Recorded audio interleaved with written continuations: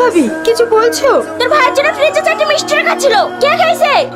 আমি খেয়েছি ভাবি। আমাকে জিজ্ঞেস না করে ফ্রিজ থেকে মিষ্টি চুরি করে খেতে লজ্জা লাগে না? ভাই ভাবির ঘরে জিনিস খেলে কি চুরি করা হয়? দিন দিন তো সাহস বেড়ে যাচ্ছে, তোর কিছু বলি?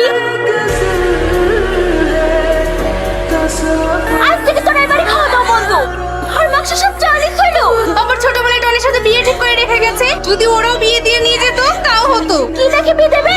ও চেহারা দিয়ে দিয়ে পানি খাবে নাকি? ভালো ভালো ফ্যামিলি মেয়েদের বিয়ে হচ্ছে না। ওদের তো কষ্টে আমার কিছু মনে হয় না। যাকে ঘিরে এত স্বপ্ন দেখেছি, ভেবেছিলাম সে হয়তো অনেক সুখে রাখবে, কিন্তু আজ তোমার ছেলেও আমাকে অস্বীকার করলো।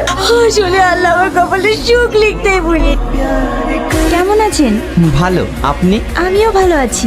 এখন কি করছেন? কি আর করব, পড়াশোনা শেষ করে বেকার ঘুরে বেড়াচ্ছি। দেশে তো কোনো চাকরি বাকরি নেই, সাধারণ জনগণের কথা ভাবতে তো সরকার ভুলে গিয়েছে।